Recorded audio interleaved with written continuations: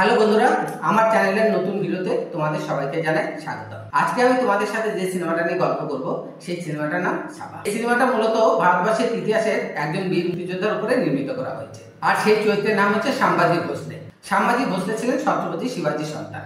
ভারতবর্ষের ইতিহাসে মুঘল সম্রাট ঔরঙ্গজেব এবং মারাঠা সম্রাট সাম্বাজি ভোসলের মধ্যে যে যুদ্ধ পর্ব হয়েছিল তার উপর বেস করে এই সিনেমাটা তৈরি করা হয়েছে। তো চলো চেষ্টা করি সংক্ষেপে সেই পর্বটাকে তোমাদের সাথে আলোচনা করার। সিনেমার প্রথম দৃশ্যে আমরা দেখতে পাই মুঘল সম্রাট ঔরঙ্গজেবের কাছে খবর আসে যে মারাঠি সম্রাট ছত্রপতি শিবাজি মারা গেছে।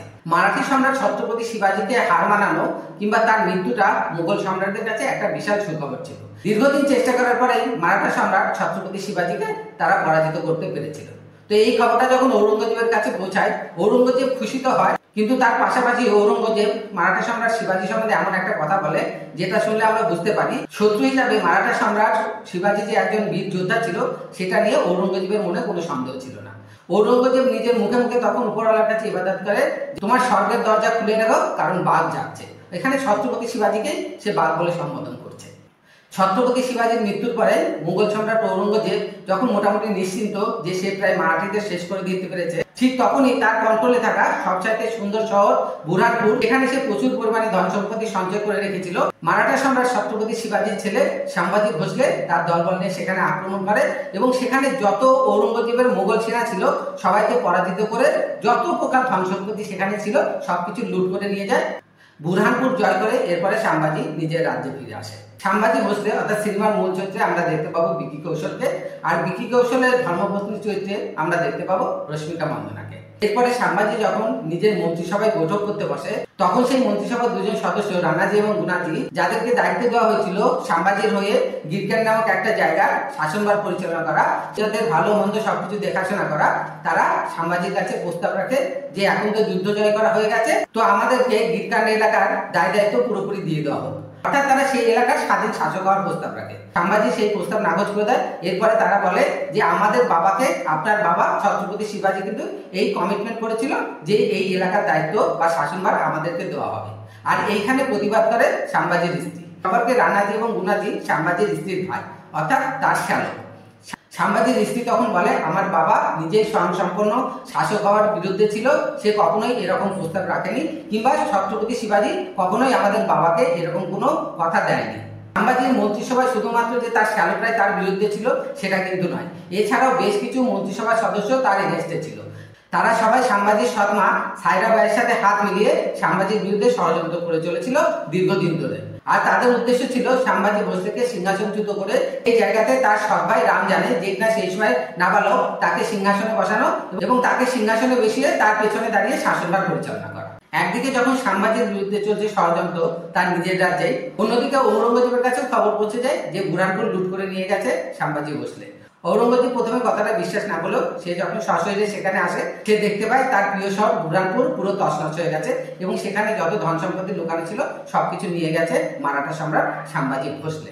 বুরহানপুরের ধ্বংসস্তূপের উপর দাঁড়িয়ে ঔরঙ্গজেব সাম্বাজি ভোসলের এগেনস্টে যুদ্ধ ঘোষণা করে। শিবাজিকে তো সে মারতে পারেনি, শিবাজির ছেলে সাম্বাজি ভোসলেকে সে নিজের হাতেই মারবে।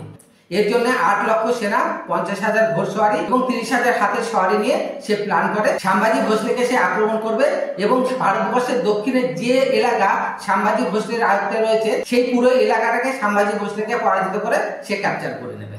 সাম্বাজি ভোসলে যখন বুরহানপুরে আক্রমণ করে মুঘল সৈন্যদেরকে পরাজিত করেছে, তখনই ঔরঙ্গজেবের ছেলে মির্জা আকবর যোগাযোগ করে সাম্বাজি ভোসলের সাথে। সে সাম্বাজি ভোসলের কাছে প্রস্তাব রাখে তার বাবাকে যুদ্ধে পরাজিত করার জন্য সাম্বাজি ভোসলে যেন তাকে সাহায্য করে। সাম্বাজি ভোসলে তখন তাকে ডিনাই করে এবং সে মির্জা আকবরকে বলে যে বাবাকে হারানোর জন্য ছেলেকে সে সাহায্য করতে পারবে না। মারাঠিদের যুদ্ধ নীতিতে এই ধরনের বিশ্বাসঘাতককে সাহায্য করার মতো কোন রকম সুবিধা সে দিতে পারবে না। মির্জা আকবর তখন সাম্বাজিকে বলে যে বিশ্বাসঘাতকতার এই নিয়ম কিন্তু শুধুমাত্র মুঘলদের মধ্যে নেই, তোমাদের মধ্যেও আছে। মির্জা আকবর তখন সাম্বাজিকে একটা চিঠি দেয়। সেই চিঠিতে আমরা দেখতে পাই সাম্বাজির যে সৎমা সায়রা বাই সেই মির্জা আকবরকে চিঠি লিখেছে, মির্জা আকবর যদি তাকে সাহায্য করে সাম্বাজিকে সিংহাসনচ্যুত করার জন্য, পরবর্তীতে তার ছেলে সিংহাসনে বসবে এবং মারাঠারা সর্বাধিক সুযোগ সুবিধা দেবে মির্জা আকবরকে। মির্জা আকবর থেকে এই খবর পাওয়ার পরে সাম্বাজি মির্জা আকবরকে সাহায্যের প্রতিশ্রুতি দেয়। সাম্বাজি মির্জা আকবরকে আরো একটা কথা দেয় যে যতদিন তুমি ভারতবর্ষের মাটিতে থাকবে তোমার বাবা তোমার কোনো ক্ষতি করতে পারবে না। এরপরে সাম্ভাজি ফিরে আসে নিজের রাজ্যে এবং তার মন্ত্রী পরিষদের সেই সমস্ত সদস্য যারা তার বিরুদ্ধে ষড়যন্ত্রে লিপ্ত ছিল তাদের প্রত্যেককে সে শাস্তি দেয় এবং প্রত্যেককে হাতির পায়ের নিচে পিষ্টে মেরে ফেলা হয়। ঔরঙ্গজেব যে তার বিশাল বড় বাহিনী নিয়ে সাম্ভাজিকে চারদিক দিয়ে অ্যাটাক করার প্ল্যান করছে, এই খবরটা পৌঁছে যায় সাম্ভাজির কাছে। এই খবর পাওয়ার পরে সাম্ভাজির যে মন্ত্রী পরিষদ ছিল তারা কিন্তু রীতিমতো ভয় এবং শঙ্কা প্রকাশ করে সাম্ভাজির সামনে, কারণ যেখানে ঔরঙ্গজেবের সেনার সংখ্যা 8 লাখেরও বেশি, সেখানে সাম্ভাজির সেনার সংখ্যা মাত্র 25,000। তো এই বিশাল বড় সেনাবাহিনীকে 25,000 সেনা দিয়ে কিছুতেই ফেস টু ফেস লড়াই প্রতিহত করা যাবে না। এরপরে সাম্ভাজি তার সেনাপ্রধানদেরকে নিয়ে মিটিং করতে বসে এবং তারা প্ল্যান করতে থাকে কিভাবে ঔরঙ্গজেবকে আটকাতে পারবে। সবার যুদ্ধনীতি আলোচনা করে তারা একটাই সিদ্ধান্তে পৌঁছায় যে ঔরঙ্গজেবের বাহিনীকে ফেস টু ফেস লড়াইয়ে হারানো যাবে না, তাদেরকে হারাতে হলে আমাদেরকে লুকিয়ে যুদ্ধ করতে হবে এবং এমন জায়গা আমাদেরকে সিলেক্ট করে নিতে হবে যেখানে আমরা প্রকৃতির থেকে সাহায্য পাবো। প্রকৃতির থেকে সাহায্য পাবো বলতে তারা কি বোঝাতে চাইছিল? তারা চাইছিল যে তাদের এলাকার জঙ্গল, পাহাড়, নদী সমস্ত কিছু তো তাদের ভালোভাবে চেনা আছে, এগুলো সম্বন্ধে মুঘল সেনারা কিন্তু ততটা অবহিত নয়। সুতরাং আমরা যদি এই সমস্ত জায়গাগুলোকে বেছে নিই তাদেরকে অ্যাটাক করার জন্য, তাহলে আমাদের অল্প পরিমাণ সেনার সাহায্যেই আমরা তাদের বেশি পরিমাণ সেনাকে পরাজিত করতে পারবো। এরপরে ঔরঙ্গজেব এবং সাম্ভাজির মধ্যে যুদ্ধের দামামা বেজে ওঠে। ঔরঙ্গজেব তার বিশাল সেনাবাহিনী নিয়ে চারদিক থেকে সাম্ভাজির রাজ্যের দিকে এগিয়ে আসতে থাকে, আর এগিয়ে আসার পথে যে সমস্ত গ্রাম তার সামনে পড়ে, যে গ্রামগুলো কিনা সাম্ভাজির শাসনের অন্তর্গত, সবগুলো গ্রামকে সে জ্বালিয়ে দেয়। প্রথমে সমস্ত গ্রামবাসীকে সে নৃশংসভাবে হত্যা করে এবং তারপরে সে পুরো গ্রামকে জ্বালিয়ে দেয়। এদিকে সাম্ভাজির সেনাপ্রধানরা কি করে, তারা বিভিন্ন ছোট ছোট খণ্ডে বিভক্ত হয়ে যায়। আর সাম্ভাজির রাজ্যের যে সমস্ত মূল অঙ্গরাজ্যগুলো রয়েছে, আর যার মধ্যে উল্লেখযোগ্য ছিল নাসিক, কল্যাণ, ভিভান্ডি, কোলাপুর, কর্ণাটক, পুনে, এই সমস্ত এলাকাগুলি। আর এই সমস্ত এলাকাগুলির মধ্যে দিয়ে ঔরঙ্গজেবের সেনা যখন সাম্ভাজির রাজ্যের দিকে এগোতে থাকে, আর পথে যেখানে জঙ্গল পড়ে ঠিক জঙ্গলের মধ্যে লুকিয়ে থেকে সাম্ভাজির সেনা তাদের উপরে অ্যাটাক করে। সাম্ভাজির সেনা দলের আতঙ্কিত আক্রমণ এবং অচেনা জঙ্গলের প্রতিকূলতা, এই দুটো কারণেই ঔরঙ্গজেবের সেনা সব জায়গাতে পরাজিত হতে থাকে। রণে, বনে, জলে, জঙ্গলে সব জায়গাতেই সাম্ভাজির সেনা ঔরঙ্গজেবের সেনার উপর ভারী পড়ে। আর এই যুদ্ধে ঔরঙ্গজেবের ছেলে মির্জা আকবর সাম্ভাজির সাথে হাত মিলিয়ে ঔরঙ্গজেবের সেনার বিরুদ্ধে যুদ্ধ করে। বেসিক্যালি সাম্ভাজির সেনা গেরিলা স্টাইলে ঔরঙ্গজেবের সেনার উপর আতঙ্কিত আক্রমণ করতে থাকে এবং তার ফলে বেশিরভাগ জায়গাতেই তারা জয়লাভ করতে থাকে। এরকম একটা যুদ্ধে সাম্ভাজির একজন সেনাপতি, যার নাম সাল্লাস্কার, যে চরিত্রে অভিনয় করেছে আশুতোষ রানা, সে মারা যাবে। সাল্লাস্কার সাম্ভাজির দলের একজন সেনাপতি ছিল এবং তার পাশাপাশি তার সাথে একটা পারিবারিক সম্পর্ক ছিল, আর সেটা হলো সাল্লাস্কার তার সৎ মায়ের ভাই ছিল, অর্থাৎ সম্পর্কে সাল্লাস্কার ছিল সাম্ভাজির মামা। ঔরঙ্গজেব যেহেতু বিশাল বড় সেনাবাহিনী নিয়ে সাম্ভাজির দিকে এগিয়ে আসছিল, সেক্ষেত্রে ঔরঙ্গজেবের বিশাল সেনাবাহিনীকে ভয় পেয়ে যায় ছোট ছোট কিছু মারাঠি সেনারা এবং তারা গিয়ে হাত মেলায় ঔরঙ্গজেবের সাথে। এই খবর পৌঁছে যায় সাম্ভাজির কাছে। সাম্ভাজি তখন তার একটা সেনা দল নিয়ে চলে আসে সঙ্গমেশ্বর এবং সেই সমস্ত মারাঠি দল নেতাদেরকে সে ডেকে পাঠায়। সে কাউকে কিন্তু এটা বলে না যে তুমি আমার দলে আবার ফিরে আসো, সে তাদেরকে শুধু এটা মনে করে দেয় মারাঠিদের ধর্ম কি, মারাঠিরা কখনো কিন্তু কারোর সাথে বেইমানি করে না। মানে এইখানে আমরা সাম্ভাজি ভোসলের দ্বারা একটা উদ্দীপ্ত ভাষণ শুনতে পাবো, এখানে সে সবাইকে মারাঠিদের বিরুদ্ধে কথা মনে করিয়ে দেয়। সাম্ভাজির এই ভাষণ শোনার পর মারাঠিদের যে সমস্ত দলনেতা যোগ দিয়েছিল ঔরঙ্গজেবের সাথে, তারা আবার পুনরায় সাম্ভাজির সাথে যোগ দেয়। সাম্ভাজি ভোসলে যে সেই মুহূর্তে সঙ্গমেশ্বরে আছে, তার সাথে বিশাল বড় কোনো সেনাবাহিনী নেই, এই খবর পৌঁছে যায় মুঘল সেনাদের কাছে। রানাজি এবং কানাজি, যারা একটা সম্পর্কে সাম্ভাজি ভোসলের শ্যালক, তারা বিদ্রোহ করে। তারা মুঘল সেনাদের কাছে এই খবর পৌঁছে যায় যে ওই মুহূর্তে সাম্ভাজি ভোসলে সঙ্গমেশ্বরে রয়েছে এবং তার সাথে বিশাল বড় সেনাবাহিনী নেই। তো সেই মুহূর্তে যদি মুঘল সেনা তাকে আক্রমণ করে তাহলে হয়তো তাকে সহজেই পরাস্ত করতে পারবে। এই খবর পাওয়ার পরে 5,000 সৈন্যের একটা বিশাল বড় বাহিনী পৌঁছে যায় সঙ্গমেশ্বরে এবং তারা সরাসরি সঙ্গমেশ্বর দুর্গে আক্রমণ করে সাম্ভাজি ভোসলে এবং তার সৈন্যদলকে পরাস্ত করার জন্য। মুঘল সেনাদের উপর কিন্তু ঔরঙ্গজেবের একটা স্ট্রং ইনস্ট্রাকশন রয়েছে যে সাম্ভাজি ভোসলেকে কিন্তু জীবিত ধরে নিয়ে আসতে হবে। একদিকে 5,000 মুঘল সৈন্য, অন্যদিকে 125 জন মারাঠা সৈন্য। মারাঠা সেনার যে সমস্ত নেতারা সেখানে ছিল তারা কিন্তু সবাই সাম্ভাজিকে পরামর্শ দেবে যে এখান থেকে পালিয়ে যান, এখান থেকে যদি আপনি এখন পালিয়ে যান তাহলে পরবর্তীতে আপনি আবার শক্তি সঞ্চয় করে মুঘল সেনাদের বিরুদ্ধে লড়াই করতে পারবেন। সাম্ভাজি ভোসলে তাদের কথায় কান দেয় না, বলে আমি মারাঠা, আর মারাঠারা কখনো যুদ্ধের ময়দান থেকে পালিয়ে যায় না। এই জায়গাতে আমরা একটা ভয়াবহ যুদ্ধের দৃশ্য দেখতে পাবো। একদিকে 5,000 সেনা, অন্যদিকে সাম্ভাজি, তার কয়েকজন সেনাপ্রধান এবং তার সাথে 125 জন সেনা। একটা ভয়াবহ যুদ্ধ আমরা দেখতে পাবো সঙ্গমেশ্বরে, যেখানে শুধুমাত্র সাম্ভাজি নয়, সাম্ভাজির যত সেনাপ্রধান এবং যত মারাঠি সেনা ছিল এক একজন মুঘল সেনাদের উপরে ভারী পড়বে, কিন্তু অবশেষে এক এক করে সমস্ত সেনা এবং সাম্ভাজির সাথে যে সমস্ত সেনাপ্রধান ছিল তারা সবাই মারা পড়বে।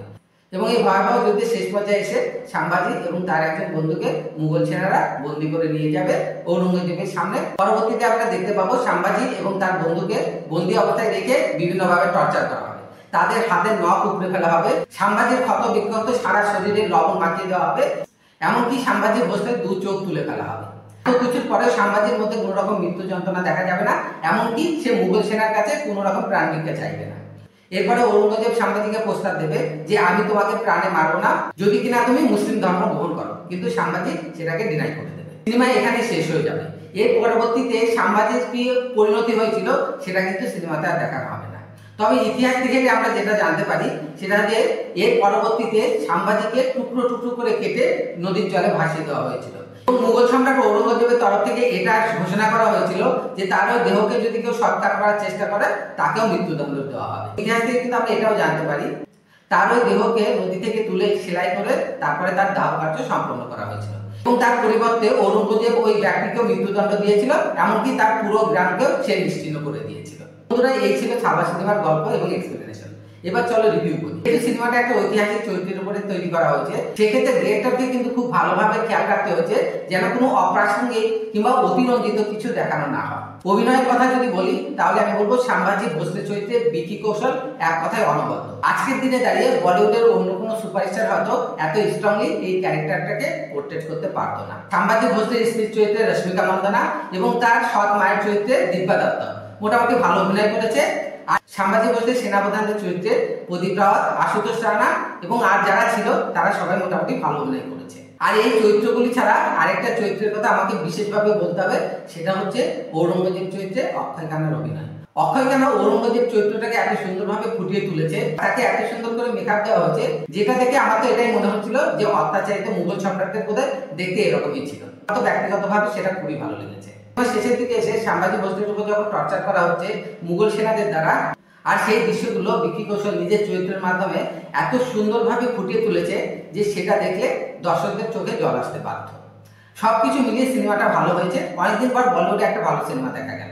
আমি রেফার করবো আপনার সিনেমাটা দেখুন। সিনেমাটা দেখলে অভিনয় তো ভালো লাগবে, আর তার পাশাপাশি মারাঠা সাম্রাজ্যের একজন বীর যোদ্ধার গাথা কিছুটা হলেও আমরা জানতে পারবো। তো আজকের মধ্যে এই পর্যন্তই। যদি ভালো লাগে আমার এক্সপ্লেনেশন এবং আমার রিভিউ, তাহলে অবশ্যই আমার চ্যানেলটাকে লাইক করুন, শেয়ার করুন, সাবস্ক্রাইব করুন এবং বেল বাটনটাকে প্রেস করে রাখুন। পরবর্তীতে আমার এক্সপ্লেনেশন এবং রিভিউ আপনার কাছে সবার আগে পৌঁছে যায়। সিনেমা দেখুন, সিনেমা হলে গিয়ে সিনেমা দেখুন, আপনারা সিনেমাটাকে উপভোগ করতে পারবেন এবং সিনেমা শিল্পেরও উন্নতি হবে। আজকের মধ্যে এখানেই শেষ করছি। Thank you, good bye and have a nice time. দেখা হবে আবার পরবর্তী এক্সপ্লেনেশন এবং রিভিউতে।